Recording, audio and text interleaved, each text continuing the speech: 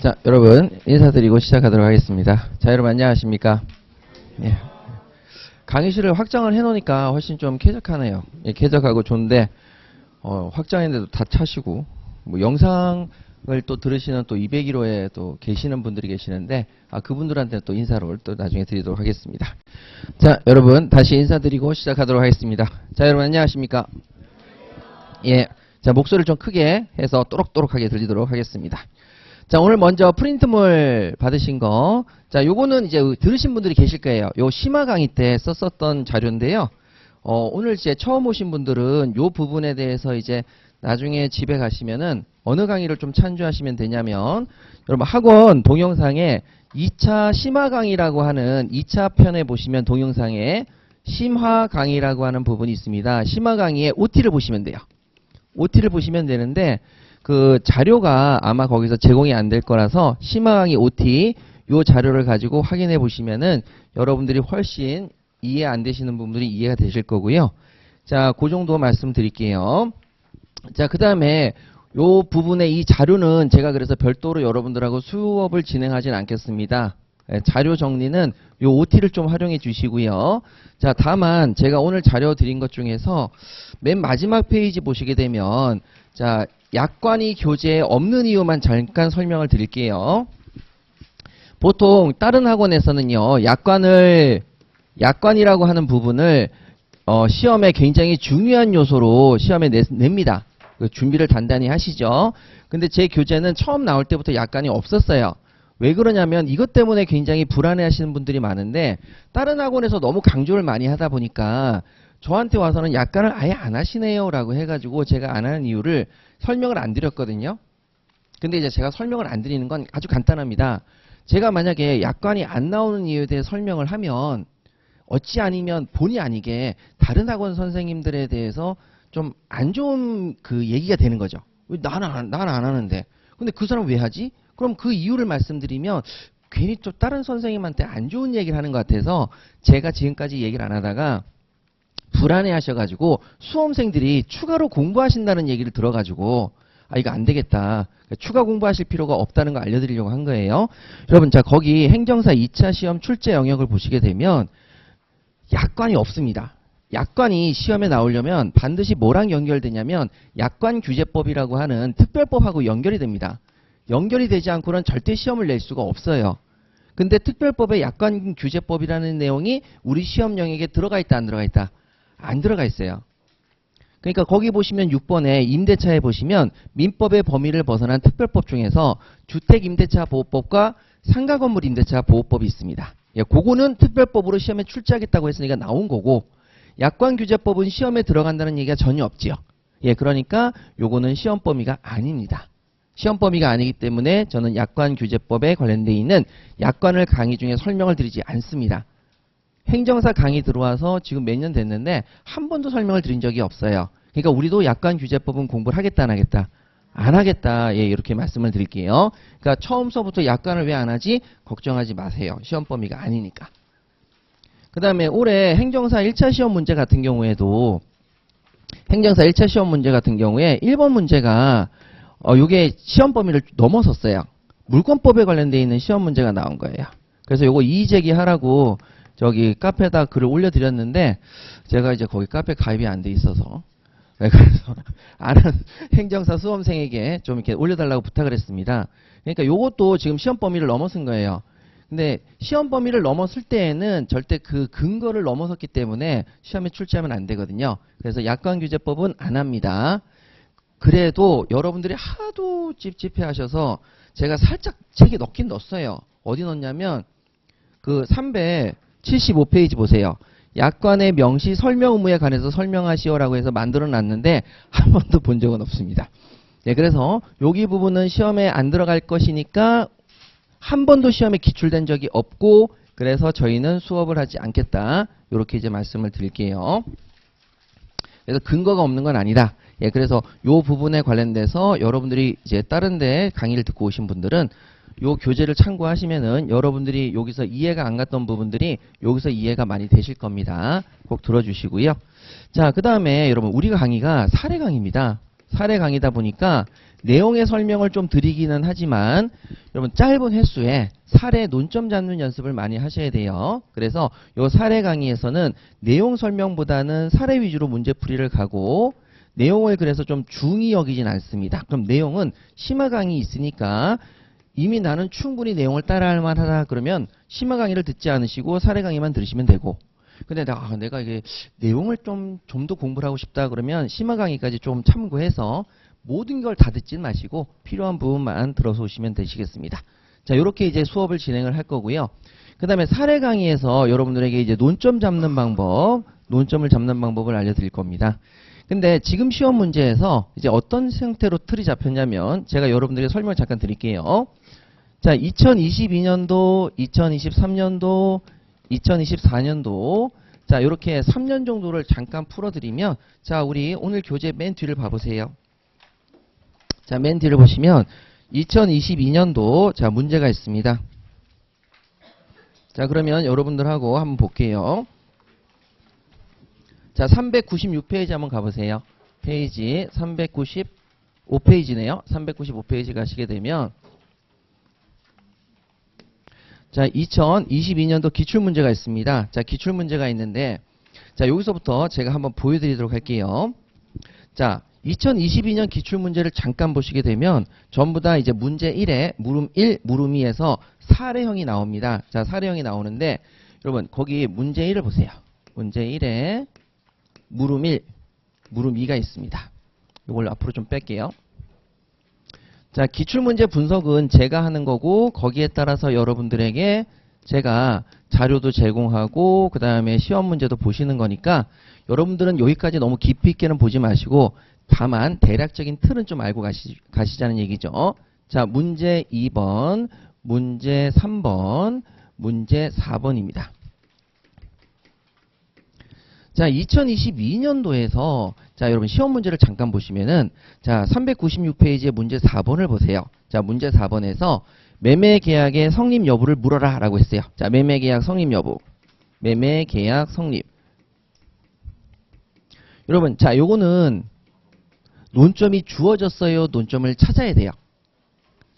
매매 계약 성립을 쓰라고 했죠. 그러니까 시험 문제에서 아예 논점을 줬어요, 안 줬어요? 줬어요. 그러니까 매매 계약 성립을 쓰라는 거구나 라고 문제를 줬습니다. 그러니까 논점을 줬기 때문에 매매 계약 성립 떠오르는 걸 쓰면 되죠. 예, 그러니까 이건 논점을 주어진 형태입니다. 자, 그 다음에 문제 3번을 가보세요. 문제 3번을 가니까 맨 밑에 담보 책임에 관해서 설명하세요 라고 했어요. 담보 책임이죠. 자, 그럼 담보 책임은 세 가지가 있다 그랬죠.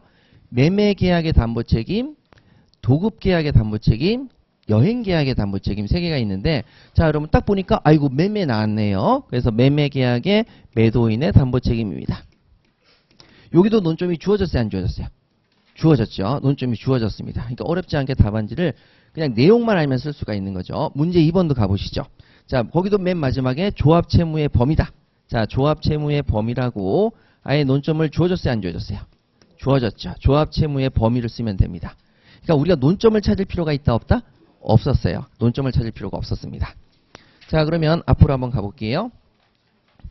자, 문제 1에 물음 1을 한번 보시죠. 자, 문제 1에 물음 1을 보시면 보증금을 반환받을 수 있냐? 아, 보증금 물어봤네. 보증금 반환. 자, 그 다음에 그 밑에 물음 2를 보시게 되면 자, 임차권을 주장할 수 있느냐? 임차권 주장. 여러분, 자, 논점들을 다 줬어요, 안 줬어요? 줬죠. 아, 뭘 써야 된다? 보증금 반환. 뭘 써야 된다? 임차권 주장. 뭘 써야 된다? 조합 채무 범위, 담보 책임, 매매 계약의 성립. 요렇게 이제 쓰라고 다 나왔습니다. 자, 그러면 2022년도에 이렇게 나왔는데 2023년도를 한번 가보세요. 자, 397페이지 가시게 되면 자, 여러분 거기 문제 1에 물음 1이 나옵니다. 자, 문제 1에 물음 1을 딱 보시니까 뭐라고 되어 있냐면 여러분 저기 물음 1의 맨 마지막을 보세요. 계약금의 배액을 지급하고 을과의 계약을 해지할 수 있느냐. 자, 그러면 여기서는요 뭘 써야 돼요? 계약금. 자, 그래서 계약금 해제가 가능한가? 논점이 주어집니다. 이렇게. 아, 논점이 주어졌어요. 논점이 주어졌으니까 나이스인 거죠. 자, 그리고 난 다음에 물음 2를 보세요. 자, 물음 2를 딱 보니까 해제 행사가 적법하냐. 자, 그래서 해제 행사가 적법하냐. 요걸 쓰래요. 자, 그렇게 해서 여러분 이제 해제 행사가 적법하냐. 그 다음에 문제를 딱 하니까 승강기의 소유권은 누구냐. 여러분 승강기의 소유권은 누구냐. 자, 여러분 이제 지금 처음 공부하신 분들은 나중에 저랑 같이 하실 거지만 여러분 이미 좀 공부를 하신 분들은 승강기의 소유권이 누구냐는 건 했어요, 안 했어요? 했죠. 그 다음에 해제권도 했죠.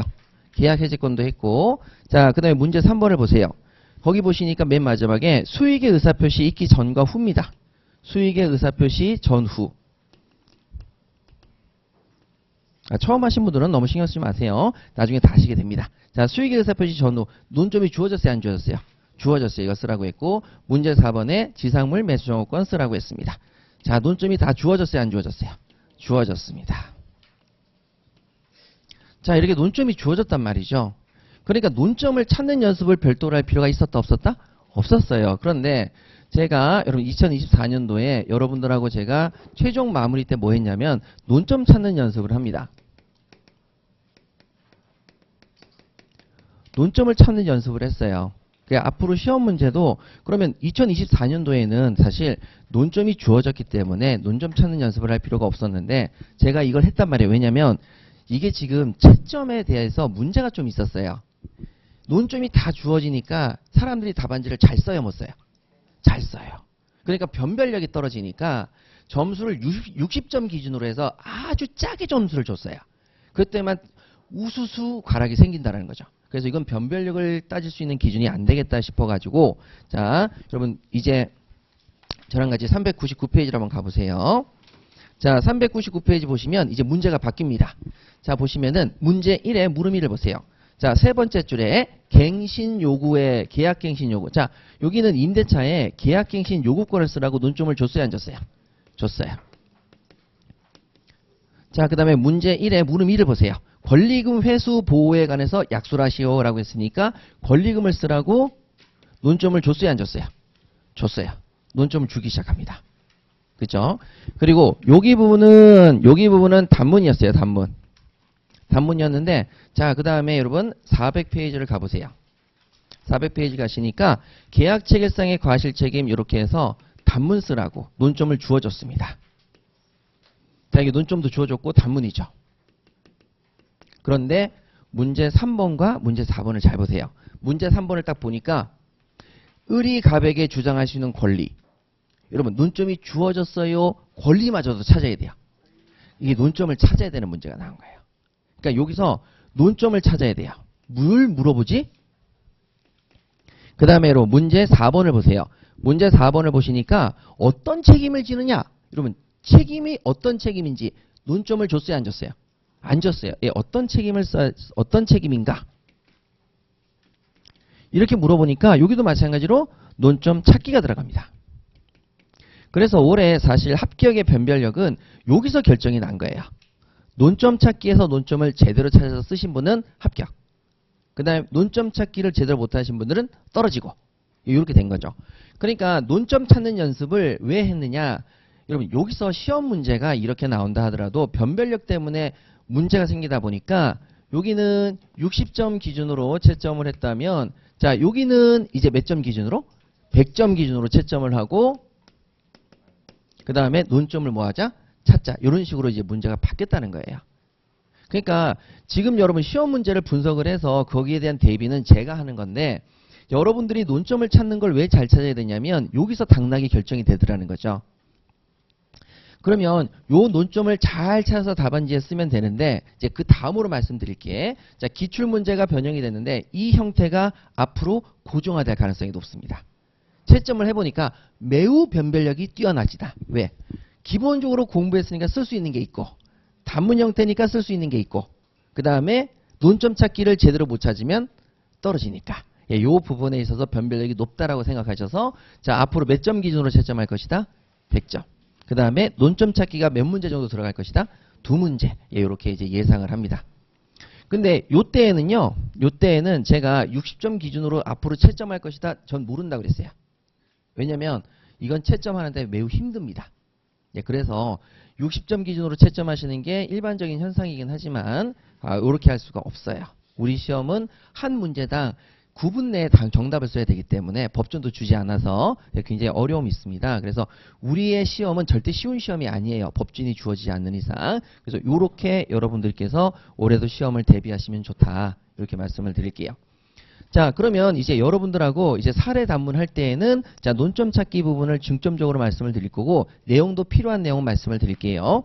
자, 그럼 요 정도 딱 하는데 그러면 올해 자, 이제 점수 부분에 대한 말씀을 드릴게요. 점수 부분인데 여러분들이 민법이나 다른 시험이 이제 같이 시험을 보시는데 민법의 경우에는 한 문제당 20점씩 점수를 줍니다. 자, 20점, 20점, 20점, 20점, 20점 이렇게 주죠. 근데 여러분 여기서 20점을 진짜 교수님들이 원하는 답안지 다시 말해서 정답 샘플이 있습니다. 정답 샘플이 있어요. 그러니까 출제자는 이러이러한 답을 썼으면 좋겠다 해가지고 20점을 답안지에 쓰시는데 여러분들께서 많이 물어보는 것 중에 하나가 뭐냐면 자 선생님 이 계약갱신 요구권이란 내용이 자 교수님의 정답 샘플은 이렇게 됩니다. 하나 그냥 그림을 그려서 예시를 들어드릴게요. 교수님들은 이만큼을 써야 20점을 주겠다는 겁니다. 그러면 여러분들이 10분 안에 이걸 쓸 수 있느냐? 제가 교수님한테 물어보죠. 교수님 이거 10분 안에 교수님 쓸 수 있습니까? 못 써. 그러면 너도 쓸 수 있니? 저도 못 써요. 근데 이게 20점입니다. 그러면 이거는 왜 그러냐? 답안지를 쓰는 사람을 배려한 거예요? 점수 비중을 배려한 거예요? 그렇죠. 점수를 절대적으로 여러분 20점을 맞추려면 이만큼 양을 써야 됩니다. 근데 교수님이 그러면 선생님 교수님도 못 쓰는데 왜 이렇게 하십니까? 라고 물어보면 교수님이 20점은 채워야 되잖아. 그러면 이 질문과 상관이 있든 없든 판례가 있거나 다른 내용이 있으면 다 넣어야 돼요? 안 넣어야 돼요? 넣어야 돼요. 다 들어가 있어요.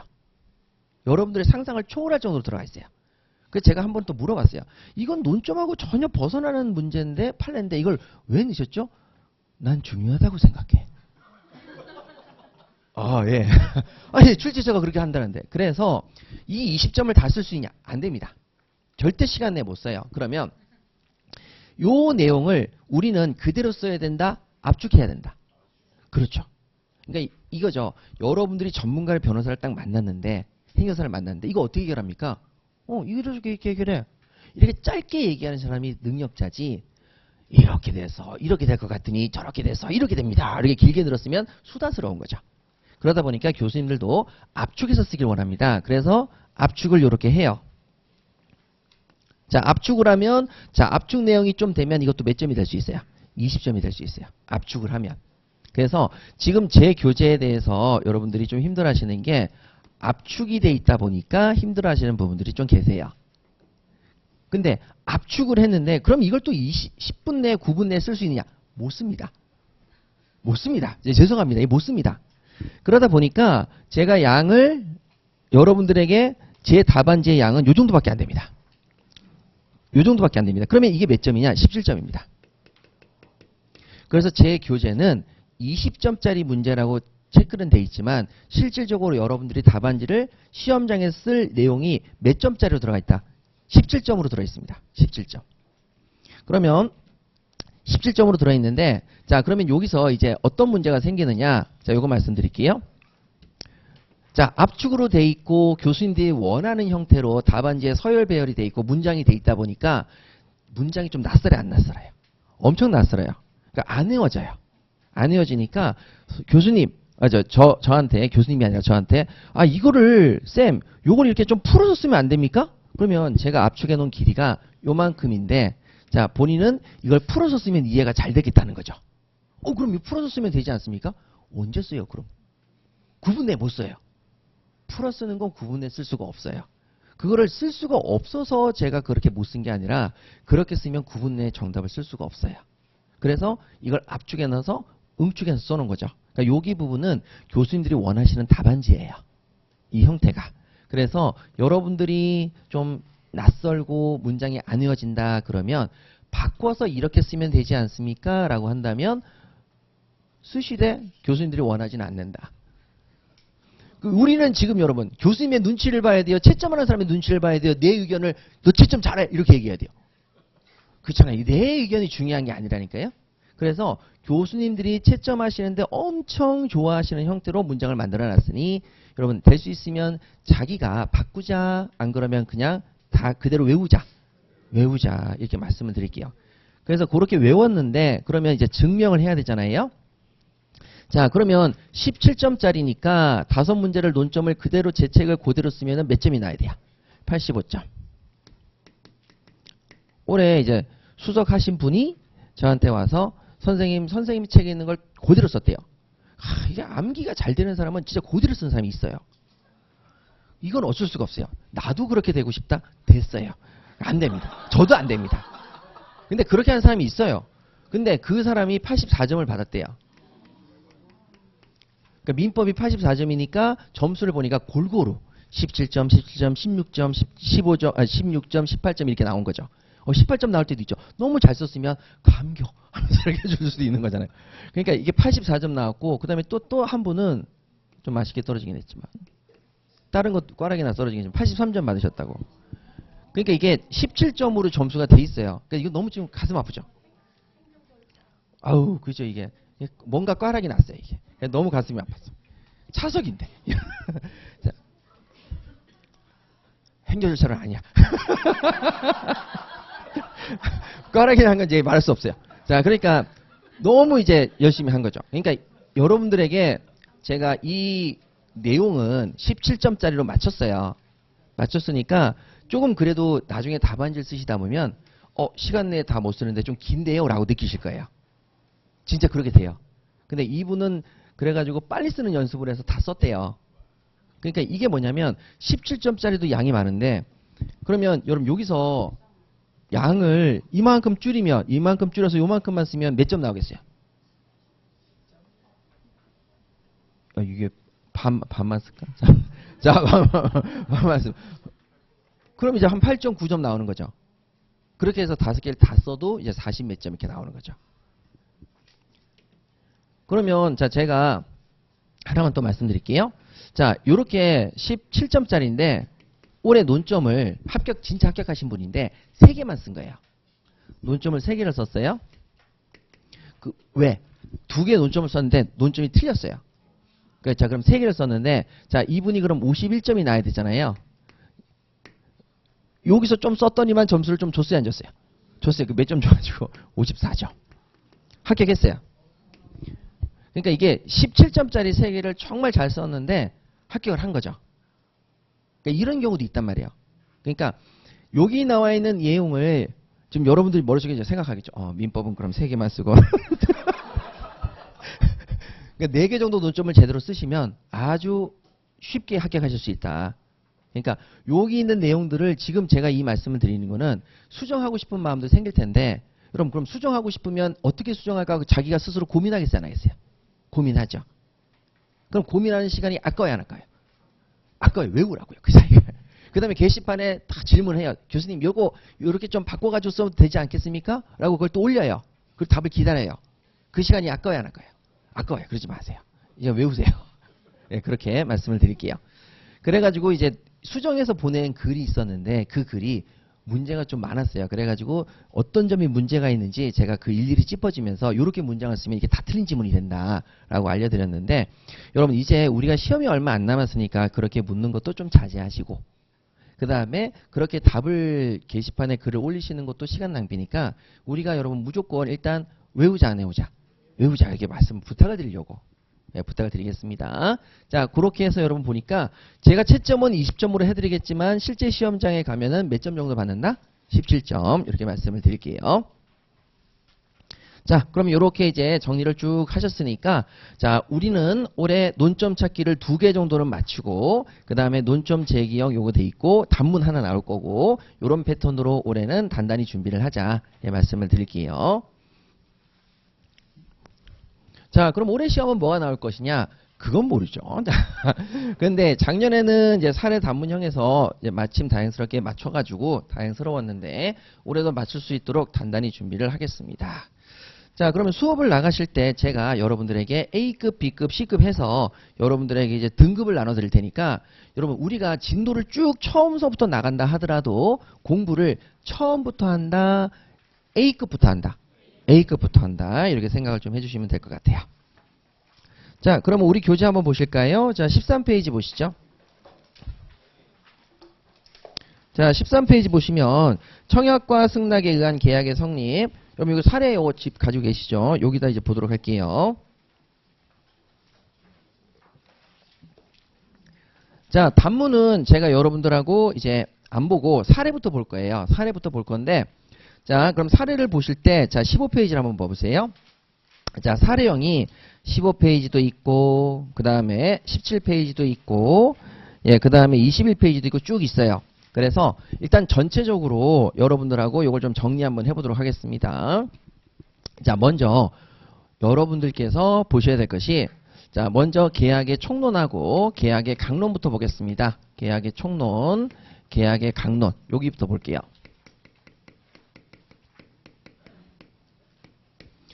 자, 계약 총론하고 계약 강론이 있는데, 여러분 행정법도 행정절차법도 총론이 있어요, 없어요? 있죠. 총론 있죠. 여러분 이게 총론이라는 단어를 절대 가볍게 보시면 안 돼요. 자, 그러면 제가 설명을 좀 드릴 테니까 요 구조를 좀 이해하십시다. 자, 여기 총이 들어가면 모든 것들을 모아놓은 거예요. 그럼 여러분 우리가 1차 때 공부했던 게 뭐였죠? 민총. 그쵸? 민법 총칙이죠? 자, 요 구조를 아셔야만 여러분들이 법을 이해하실 수 있어요. 지금 여러분들이 지금 저한테 배우지 않은 법도 실무에 나가서 법을 봐야 되거든요. 자, 총입니다. 자, 그러면 여기는 총 모든 것들을 모아놨는데 어디에 관련된 걸 모아놨어요? 민법. 여기는 모아놨는데 뭐만 모아놨어요? 계약만. 그리고 여기 강론은 여러분 모아놓은 게 있어요, 없어요? 없어요. 각자 따로따로 노는 거예요. 자, 각자 따로따로 논다. 자, 그러면 여기 보세요. 자, 갑이라는 사람이 을과 매매 계약을 체결했다. 매매 계약. 매매 계약을 체결했다. 그러면 얘가 매도인이에요. 얘가 매수인이에요. 자, 그러면 그럼 매도인은 미성년자가 될 수 있어요, 없어요? 자, 매도인은 이 을과 계약을 체결할 때 미성년자로서 계약을 할 수 있어요, 없어요? 여긴 어디 있어요? 이걸 보려면 어디로 가야 돼요? 민법 총칙을 가야 돼요. 민법 총칙을. 민법 총칙에 가니까 자, 미성년자도 계약 당사자가 될 수 있는데 그때는 혼자 해야 돼요? 법정대리인의 동의를 얻어야 돼요? 동의. 그러니까 계약법에 관련된 내용뿐만 아니라 모든 민법에 관련되어 있는 모든 총칙을 다 어디다 모아놨어요? 민법 총칙. 그러면 자, 여기 부분을 시험에 나올 수가 있겠어요, 없겠어요? 없어요, 우리 시험에서. 이건 어디서 나와 있는 부분이니까? 민총. 그러니까 이런 여러 가지 사례까지 다 나온다는 생각하실 필요가 없어요. 자, 그럼 이 민법 총칙에서 공부했어요. 자, 그러면 이제 계약 강론에서는 여기 부분은 우리 시험 범위가 아니잖아요. 그러니까 여긴 안 내니까 미성년자가 나오겠어요, 안 나오겠어요? 죽었다 깨어나도 안 나와요. 그러니까 걱정하지 마세요. 그 다음에 사기를 당했다. 사기일 때 취소할 수 있느냐? 그건 어디서 공부했어요? 민법 총칙. 그러니까 민법 총칙에 가서 해결하면 될 문제고. 근데 여러분 여기서 매매 계약 말고 자, 무슨 계약이 나올 수도 있어요? 임대차 계약이 나올 수도 있죠. 자, 그러면 임대차 계약이 나오는데 그 임대차 계약에 얘가 미성년자로서 임대차 계약을 체결할 때 그때는 혼자 해야 돼요? 동의 얻어야 돼요? 동의. 자, 그럼 민법 총칙은 매매만 나와요? 임대차도 나와요? 매매도 나올 수가 있고 임대차가 나올 수도 있는 거죠. 그러면 계약 총론이라는 것은 자, 계약과 관련되어 있는 총체적인 것들을 모아놨으니까 여기 관련된 내용이 매매에 관련된 내용 중에서 임대차에 관련된 내용 중에서 계약의 공통된 요소는 어디도 나올 수 있어요? 총론에도 나올 수가 있어요. 그걸 꼭 기억하셔야 돼요. 그러면 자, 갈게요. 매매 계약을 체결하려니까 뭐가 필요해요? 청약이 필요해요. 그 다음에 매매 계약에 대해서 상대방이 뭐 해야 돼요? 승낙해야 돼요. 그 다음에 임대차도 마찬가지로 계약을 뭐 해야 돼요? 청약을 하고 거기에 대한 뭐가 있어야 돼요? 승낙. 그러면 청약과 승낙이라는 공통적인 요소는 어디다 쓰면 되겠어요? 총론에 쓰는 거예요.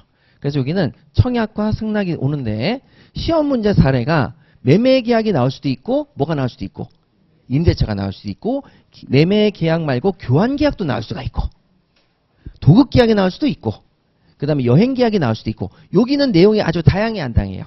다양해요. 그러면 자, 여기 있는 내용과 여기 있는 내용이 서로 상충할 때, 부딪힐 때에는, 다를 때에는 어느 쪽을 우선시 적용해서 답안지에 써야 되겠어요?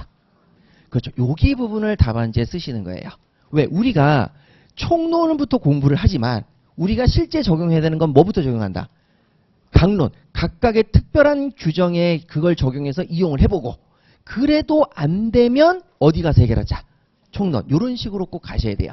그러니까 강론을 먼저 머릿속에 항상 떠올리시고 총론을 가야 되는데 이게 잘 안 되는 이유가 우리가 어디서부터 공부하기 때문에 총론부터 공부하기 때문에 총론부터 먼저 떠올라요. 그러니까 이것도 여러분 준비를 하셔야 돼요. 아, 나는 총론부터 공부하니까 총론이 제일 중요한가 봐? 아닙니다. 강론이 제일 중요합니다. 예, 그렇게 이제 가셔야 되는 거죠. 이게 그러면 선생님 강론부터 가르치세요. 그럼 이거 모르는데. 이렇게 되는 겁니다. 그래서 여러분들께서 아, 그런 부분이 있구나. 그러면 여러분 여기서 우리가 15페이지 잠깐 보시게 되면 자, 15페이지 보시게 되면 자, 이게 계약 총론 파트인데 화가 갑은 미술품 수집상 을에게 자신의 A 그림을 100만 원에 살 생각이 있으면 9월 말까지 확답을 달라는 편지를 을에게 보였다. 자, 여러분 여기선 사고 파는 거니까 매매 계약이에요, 임대차 계약이에요, 징역 계약이에요, 도급 계약이에요. 매매 계약이 나오는 거죠. 근데 여러분 매매 대신에 뭐가 나올 수도 있다. 임대차가 나올 수도 있어요. 아, 나는 아파트가 하나 있는데 이걸 임대를 주고 싶다. 너 이거 50만 원에 100만 원에 임대할래? 임차인으로 들어올래? 그러니까 좋아요 라고 해서 승낙하면 무슨 계약이 체결되었다? 임대차 계약이 시험에 나올 수도 있습니다. 예, 그러니까 항상 여기 부분은 매매만 나오는 게 아니라 내용이 다양하게 나올 수 있습니다. 잘 기억하시고. 자, 그럼 요렇게 이제 정리를 짠 하시는데, 자, 요 내용이 요렇게 이제 총론에서 적용이 되는 거구나. 그 다음에 강론하고 총론 있으면 항상 무엇을 답안지에 쓴다? 강론을 답안지에 쓴다. 요렇게 이제 잘 기억해 주세요. 자, 그럼 여러 가지 형태가 나오는데, 그러면 이제 저랑 같이 이 총론 부분을 좀 살펴보도록 할게요. 자, 그러면 총론은 뭐가 있느냐? 전반적으로 한번은 보셔야 됩니다. 자, 우리 목차를, 제가 목차를 그냥 써드릴 테니까, 자, 우리, 목차를 한번 가보세요. 맨 앞에 페이지 목차 가시면 계약 총론이 있습니다. 자, 총론이 있는데, 자, 보시죠.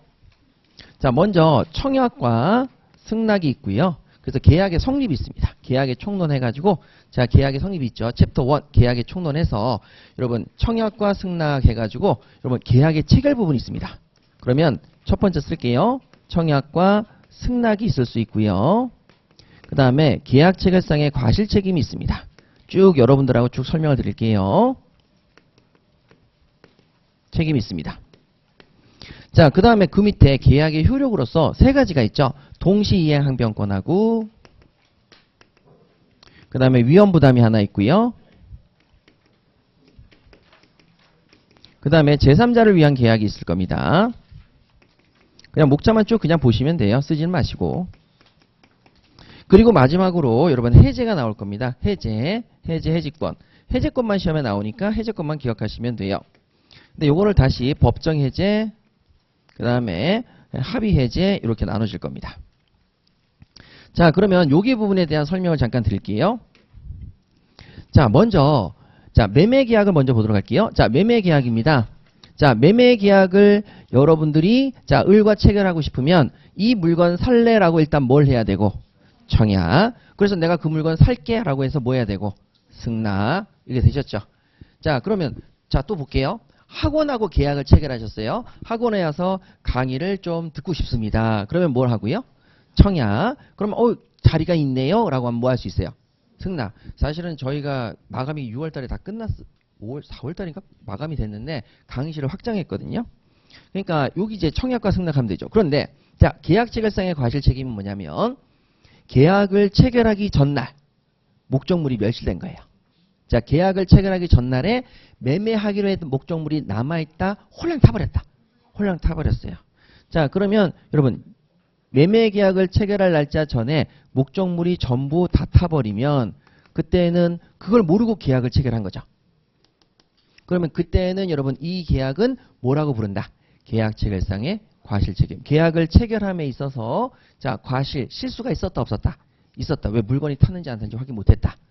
근데 제가 여러분들에게 이런 말씀 드렸죠. 요거에 느낌이 없다. 아니 지가 지 물건 파는데 어떻게 홀랑 탄 걸 모를 수가 있느냐.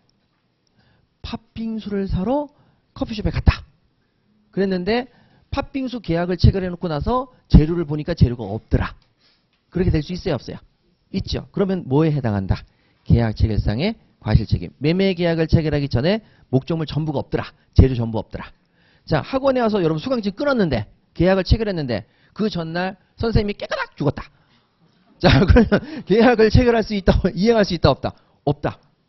그럼 이것도 마찬가지로 뭐다? 계약 체결상의 과실책임 이렇게 되는 거죠. 자, 동시에 항변권입니다. 동시에 항변권은 서로 간에 이행을 할 때 혼자 한다, 동시에 같이 한다. 동시에 같이 한다. 이거죠. 그러면 매매 목적물을 넘겨줄 때 동시에 얘도 뭘 줘야 된다?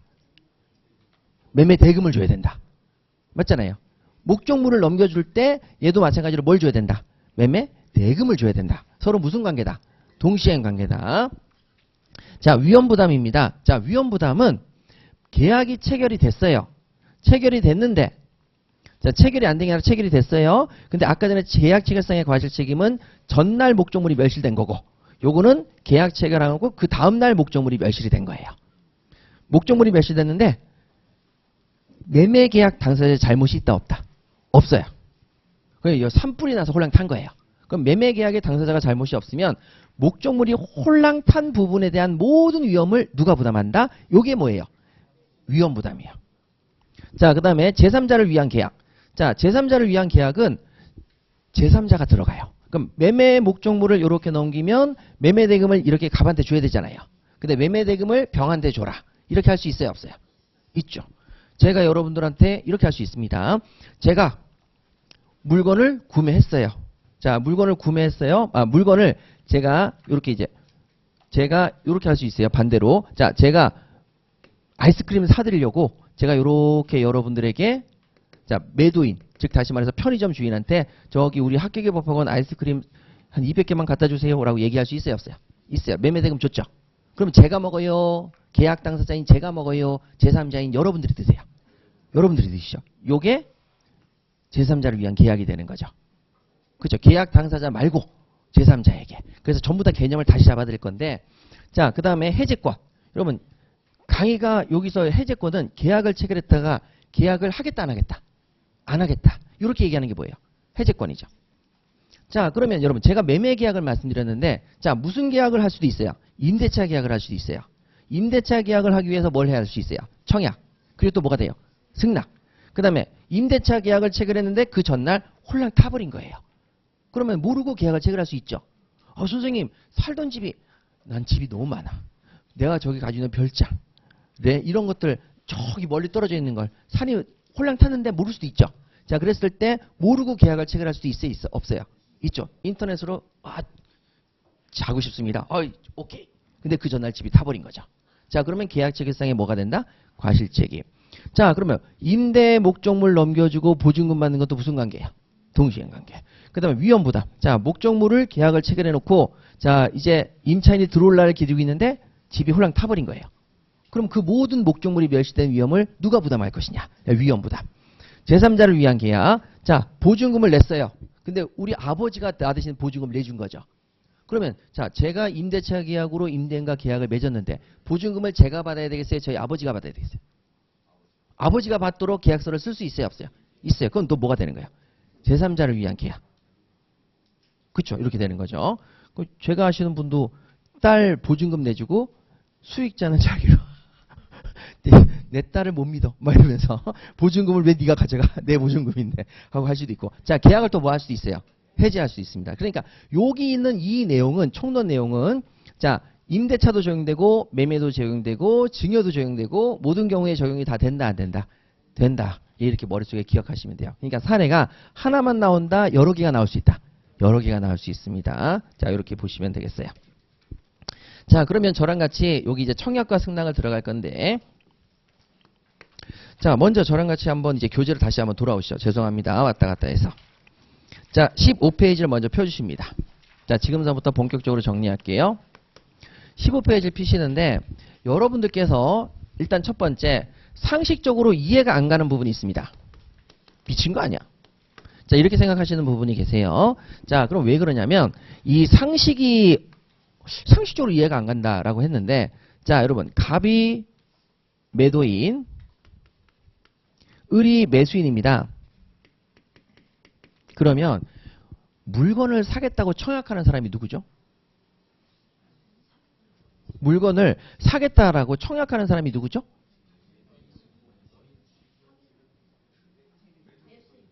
매수인이 여러분 나 매도인한테 가서 물건 사겠다라고 얘기를 해야 하네요. 여러분 저 편의점에 가보세요. 자, 여러분 편의점에 들어가는 순간 여러분들 뭐가 돼요? 편의점 점주는. 근데 매도인이 어서 오십시오. 저희 가게에는 이런 물건이 있는데 사실래요? 이렇게 청약을 해요. 청약을 해야 안 해요? 안 하죠. 그럼 여러분들이 진열돼 있는 물건을 갖다서 딱 갖다 놓는 순간에 나 이 물건 살래라고 뭐예요? 청약을 하죠. 그러니까 일반적으로는 누가 청약을 해요? 매수인이 청약을 해요. 근데 시험 문제를 보면 항상 누가 청약을 해요? 매도인이 청약을 해요. 일단 거기서 일단 막혀요. 미쳤다. 말이 되냐? 그래서 자꾸 각각을 헷갈려 하세요.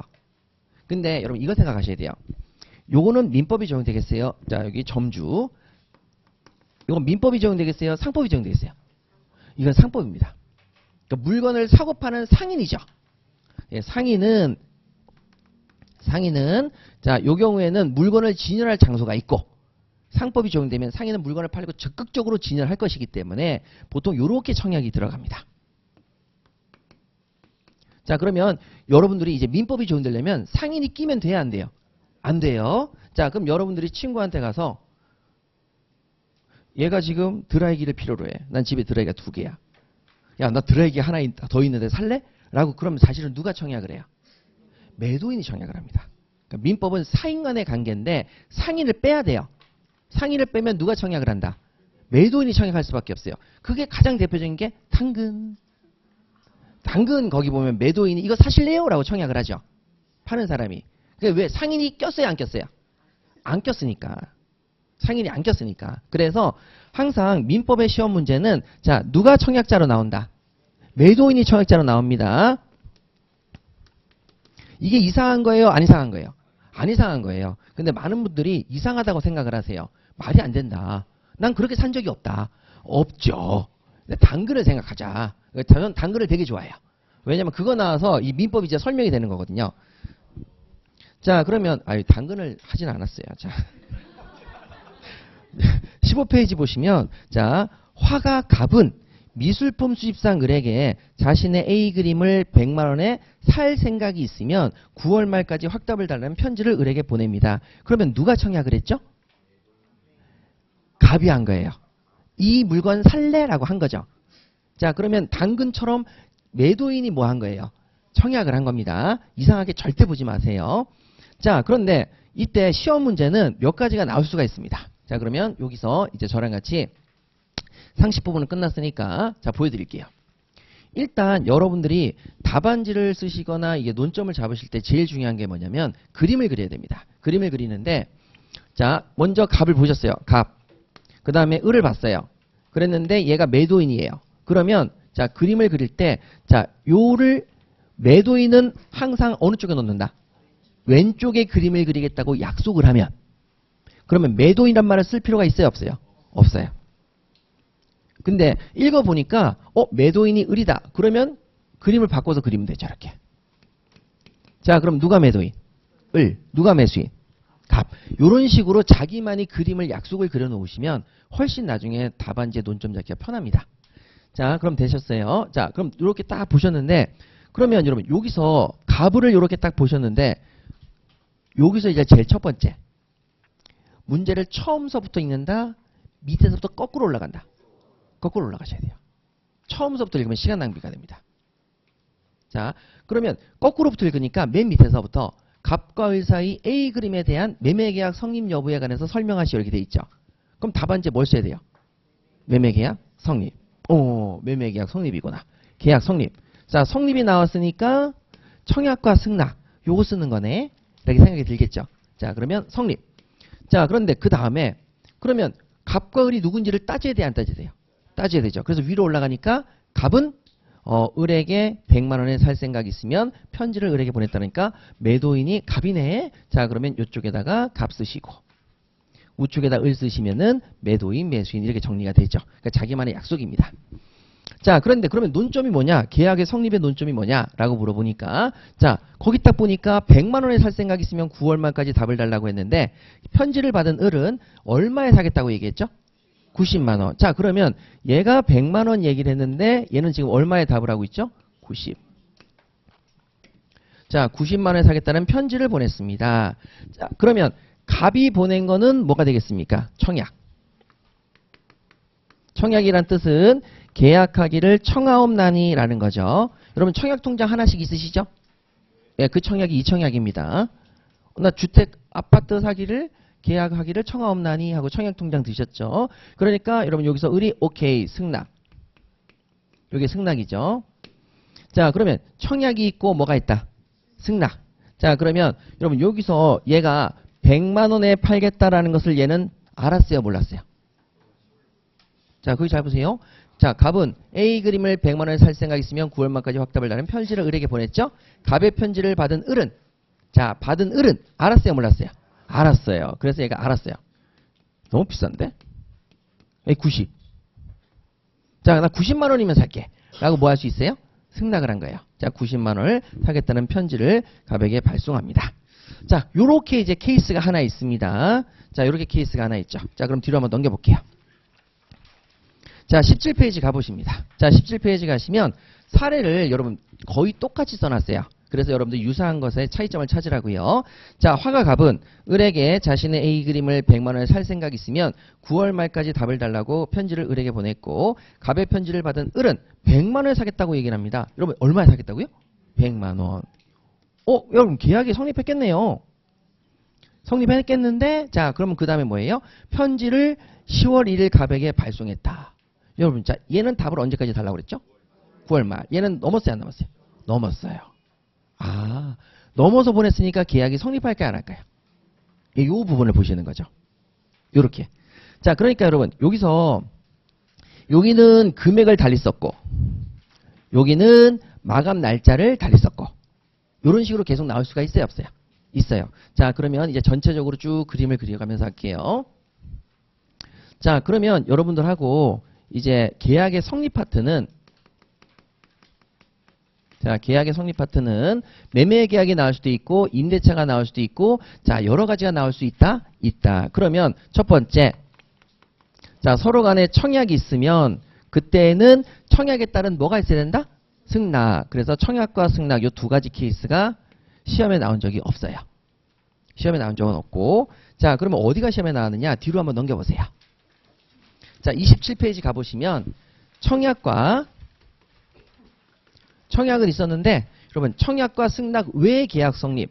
자, 승낙이 있었다 없었다? 없었다. 그런데 계약이 성립되는 경우가 있다 없다? 있다. 예, 그렇게 보시는 거예요. 그러니까 제가 디테일하게 이렇게 공부를 여러분들하고 해서 차이점을 알려드리겠지만 큰 틀에서는 청약에 뭐가 있고 승낙. 여긴 청약에 뭐가 없고 승낙이 없어요. 승낙이 없는 거죠. 큰 틀에서 보셔야 돼요. 자, 그러면 청약은 있는데 승낙이 없어? 그러면 답안지에 무조건 뭐는 써야 되겠어요? 청약. 뭐가 나올 때? 계약의 성립이 나올 때. 그때는 뭐는 항상 쓰자? 청약. 매매 계약이 나올 수도 있고 임대차가 나올 수도 있고 도급 계약이 나올 수도 있고 교환 계약이 나올 수도 있다. 그렇죠? 그래서 여기는 다양한 케이스가 나올 수가 있다.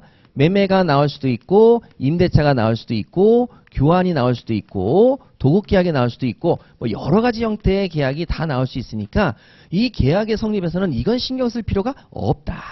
말씀을 드릴게요. 자, 그럼 이렇게 두 가지가 있네. 오케이, 두 가지가 있습니다. 그러면 승낙이 안 되는 경우 승낙이 없는데 선생님 어떻게 계약이 성립하죠? 라고 했을 때 두 가지를 떠올리셔야 됩니다. 자, 여러분 첫 번째는 뭐냐면 자, 시험이 여기 승낙이 없는데 어떻게 되냐면 여러분 자동차를 타고 주차장으로 들어가실 때 여러분들은 청약의 의사표시가 있어요 없어요?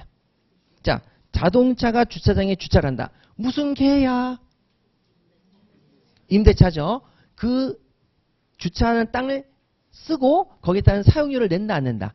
낸다. 그러니까 임대차 계약이 체결될 청약을 가지고 들어가죠. 그러면 기계에서 말을 해요. 쭉 차단기가 올라가요. 차단기가 올라가죠. 그러면 승낙의 의사표시가 있었어요 없었어요? 없었죠. 근데 여러분 주차장 계약은 체결됐어요 안 됐어요? 됐어요. 그러니까 승낙의 의사표시가 없는 경우가 있구나. 그게 의사실현이라고 합니다. 의사실현에 의한 계약의 성립. 즉 주차장을 운영하는 사람은 자 차단기가 올라감으로 인해서 의사실현이 되었다 안 되었다? 되었다. 그래 들어와. 계약이 체결되었다 안 되었다? 되었다. 말은 직접 한 적은 없지만 차단기가 올라감으로 인해서 의사실현은 되었다 안 되었다? 되었다. 이렇게 되는 거죠. 자, 그 다음에 여러분 다음으로 뭐냐면 청약이 있고 승낙이 없는데 나도 그거 사고 싶었는데 하고 매수인도 뭐 할 수 있어요? 청약. 이건 매수인의 청약입니다. 자, 매도인이 청약을 했는데 누구도 청약을 했다고요? 매수인도 청약을 합니다. 일명 찌찌뽕. 똑같은 내용을 서로 편지를 보냈는데 그 내용이 마침 똑같았다 안 똑같았다? 똑같았다. 이렇게 되는 거죠. 그러니까 얘도 드라이를 사고 싶은데 내 집에 드라이가 2개 있다는 걸 아는 거죠.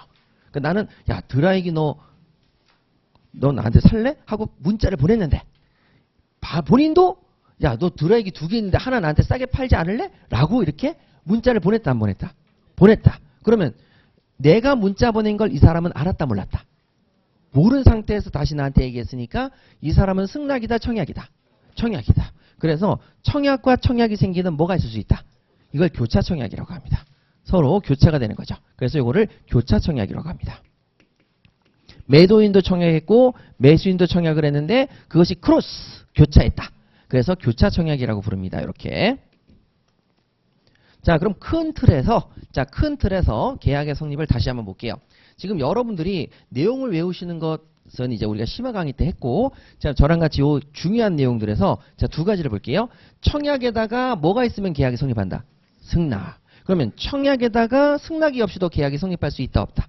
있다. 그래서 첫 번째는 승낙의 의사표시 대신에 뭐가 있을 수 있다? 의사실현. 그 다음에 똑같이 또 뭐 할 수 있다? 청약을 할 수 있다. 그래서 교차청약. 자, 그러면 여기서 이제 중요한 포인트는 얘는 매도인의 청약을 알았다 몰랐다? 몰랐다. 청약을 모름. 자, 매도인의 청약을 알았으면 뭘로 가야 돼요? 매도인의 청약을 알았으면 뭘로 가야 돼요? 승낙. 자, 매도인이 청약했다는 걸 알았어요.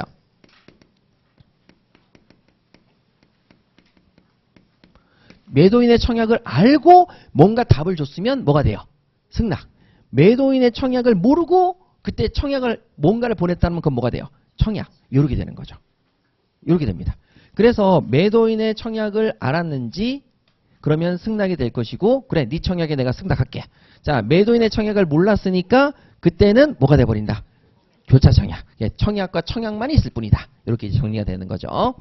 자, 그럼 의사실현이 무엇인지 여기 교차청약이 무엇인지 자 저랑 같이 한번 볼게요. 자, 27페이지 가보세요. 자, 27페이지 자 A급입니다. 자, A급 27페이지는 A급으로 놓으시고 자, 청약과 승낙의 결합에 의하지 아니하고 계약이 성립될 수 있는 경우에 관해서 설명하세요. 자, 청약은 있는데 뭐가 없이 승낙이 없으니까 결합이 됐어요 안 됐어요? 안 됐죠. 자, 여긴 청약이 있고 승낙이 있으니까 이건 결합이 됐어요 안 됐어요? 됐죠.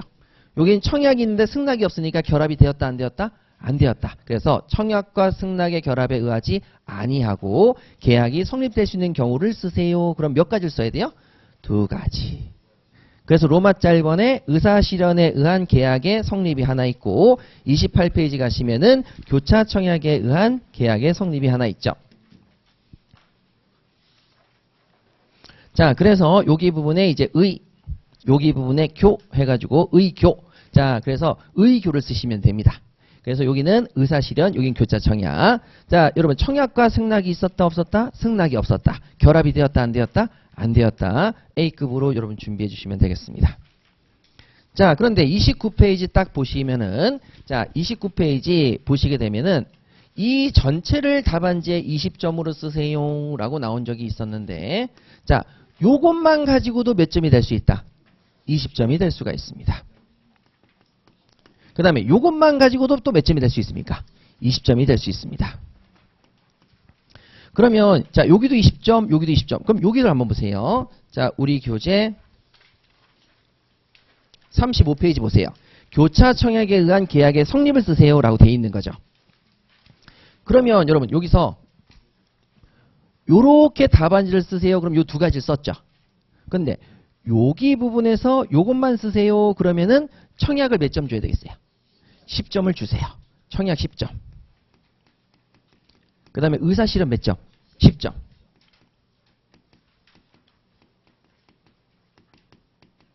이렇게 되는 거죠. 청약 몇 점? 10점. 의사실현 몇 점? 10점. 자, 그러면 여기서 교차 청약을 써라. 그럼 여기도 마찬가지로 또 뭐가 와야 되겠어요? 청약이 옵니다. 그래서 청약 몇 점? 10점. 교차 청약 몇 점? 10점. 자, 그러면 여러분 청약과 승낙의 의사표시에 결합이 아닌 계약 성립을 쓰세요. 그러면 뭐만 쓰면 되겠어요? 의사실현과 교차 청약만 쓰면 요게 몇 점? 20점이 되는 거죠. 그래서 여러분 여기 부분에 청약과 승낙에 의한 결합이 아닌 계약의 성립을 쓰세요. 그러면 의사실현에 의해서 여기 부분 좀 헷갈릴 수 있으니까 제가 정리해 드릴게요. 자, 다시 한번 여러분 제가 정리해 드리겠습니다. 자, 그래서 여기 부분에 의사실현에 의한 부분을 10점을 쓰시고 교차 청약을 10점을 딱 메우신 다음에 자, 계약과 청약에 결합이 없는 계약 성립을 쓰세요. 그럼 이렇게 쓰셔서 몇 점을 쓰시면 되고 20점. 자, 의사실현에 의한 계약의 성립을 쓰세요. 그러면 이렇게 해서 몇 점을 만드시면 되고 20점. 그 다음에 여기도 교차 청약을 쓰세요. 그럼 이렇게 해서 몇 점? 20점. 예, 이렇게 해서 20점을 만드시면 됩니다. 그러면 여기도 마찬가지로 청약은 항상 몇 점, 몇 점이에요? 10점. 철저하게 점수 배점이 이렇게 이루어져 있습니다. 그러니까 거기서 우리가 청약만 무조건 답안지에 쓰자고 했으니까 계약의 성립이 나오면 무조건 청약을 쓰면 몇 점을 받는다? 10점을 받는다. 이렇게 준비를 하셔야 돼요. 여러분들이 그러니까 오늘 집에 가서 복습하실 때에는 자, 무조건 뭐는 무조건 기억해야 된다. 청약은 무조건 기억하셔야 됩니다. 그래서 몇 점을 획득하자? 10점. 그러고 나서 만약에 의사실현 나왔다. 그러면 청약 10점 쓰시고 의사실현 10점 쓰시고 그 다음에 교차 청약 나왔다. 그럼 청약 쓰시고 그 다음에 교차 청약 몇 점 쓰시고 10점 쓰시고 그 다음에 계약의 성립인데 승낙의 결합이 없는 경우를 쓰세요. 그러면 요 두 가지 케이스니까 이렇게 묶으면 몇 점? 20점. 이런 식으로 쓰시는 겁니다. 자, 그럼 그렇게 돼 있는지 한번 보도록 할게요. 자, 27페이지 한번 보시죠. 자, 27페이지 보시게 되면 자, 로마자 1번의 의사실현. 예, 거기 로마자 1번이 10점입니다. 그래서 1, 2, 3 이렇게 나와 있고 자, 뒤로 넘기시면 28페이지 교차 청약해서 거기 10점입니다. 1, 2, 3 이렇게 나와 있죠. 자, 그 다음에 여러분 29페이지 가시면 의사실현에 의한 계약 성립에 관해서 설명하세요 라고 하면 로마자 1번에 뭐가 보이십니까? 청약. 그래서 청약이니까 몇 점? 10점으로 돼 있고 로마자 2번에 의사실현 요거 몇 점 돼 있습니까? 10점. 예, 요렇게 해서 20점이 되겠습니다. 자, 뒤로 넘겨볼게요. 자, 35페이지 가보세요. 교차 청약에 관한 계약 성립에 관해서 설명하세요. 그럼 교차 청약만 쓰라고 했으니까 뭐를 끌고 와야 되겠습니까? 청약. 그 로마자 1번에 청약 들어가서 10점. 그 다음에 로마자 2번에 교차 청약 들어가서 몇 점? 10점. 이렇게 하면 이제 몇 점 되겠다? 20점. 자, 그러면 이제 사례를 볼게요. 37페이지 가보세요. 이거 다 설명 다시 드릴 건데, 여러분, 자, 37페이지 보세요. 자, 화가 갑은 미술품 수입상 을에게 자신의 A 그림, 요렇게 여러분 먼저 읽자고 그랬어요. 맨 밑에부터 읽자고 그랬어요. 맨 밑에. 맨 밑에부터 읽으셔야 돼요. 자, 맨 밑에. 갑과 을 사이 A 그림에 대한 매매 계약 성립 여부를 쓰세요. 그러니까, 뭐를 써야 된다?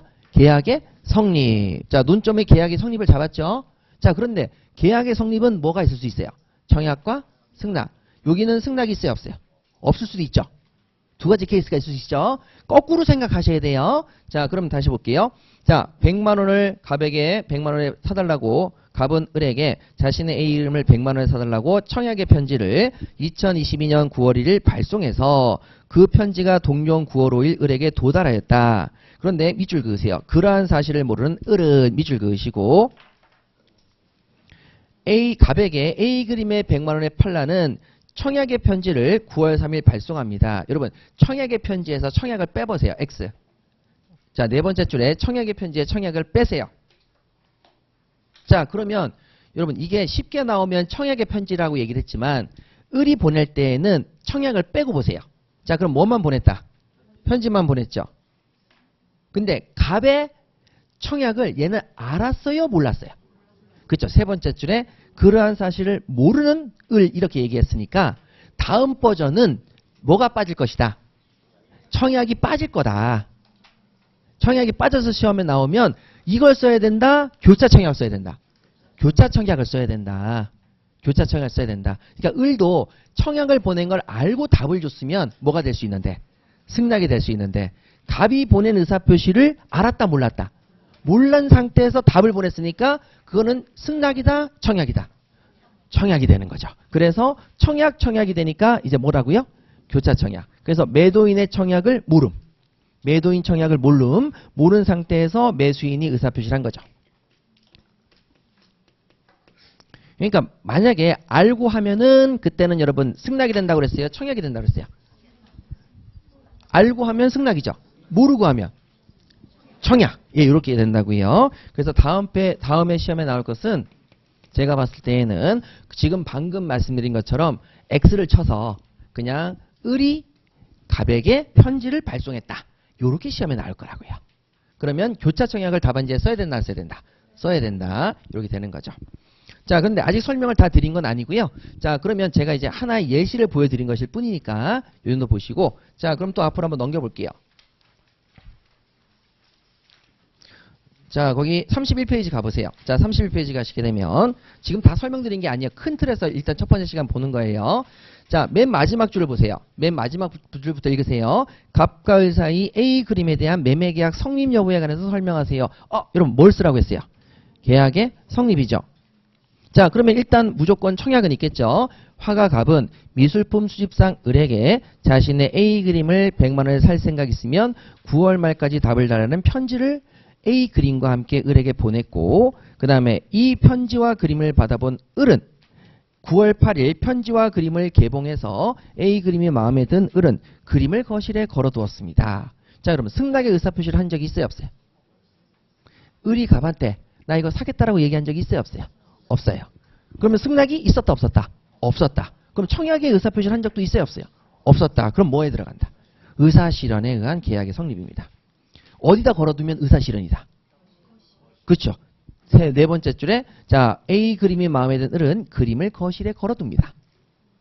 거실에 짠 하고 걸어두는 순간에 살래. 생각은 있죠. 의사실현은 생겼죠.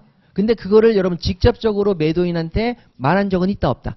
없다. 그러니까 승낙은 아니다. 승낙은 아니다. 말을 한 적은 없으니까. 자, 그러면 여러분 이거죠. 자, 친구가 드라이기가 2개 있는데 하나를 보냈어요. 자, 드라이기 너희가 할래? 라고 했더니만 계속 써요. 드릉 하면서. 자, 그러면 여러분 이거는 승낙의 의사표시를 보낸 적은 없어요. 청약을 한 적도 없어요. 그럼 뭐에 들어간다? 의사실현에 의한 계약의 성립. 이렇게 되는 거죠. 자, 이런 식으로 해서 논점을 찾는 연습을 계속 하실 겁니다. 요걸 좀 더 디테일하게 나눠드려야 되는데 제가 첫 번째 시간이고 해서 굉장히 중요한 부분만 말씀을 드렸고 아직 이 계약의 성립 부분에서 남아있는 게 있어요. 뭐냐면 격지자간입니다. 격지자. 예, 격지자간하고 그 다음에 여러분 당사자 이런 부분들을 제가 말씀을 드릴 거거든요. 그럼 요거는 지금 이제 요번 쉬는 시간 딱 끝나고 나면 저쪽서부터 쭉 정리를 해서 하나씩 알려드릴 테니까 걱정하지 말고 따라오시면 되겠습니다. 잠깐 쉬도록 하겠습니다.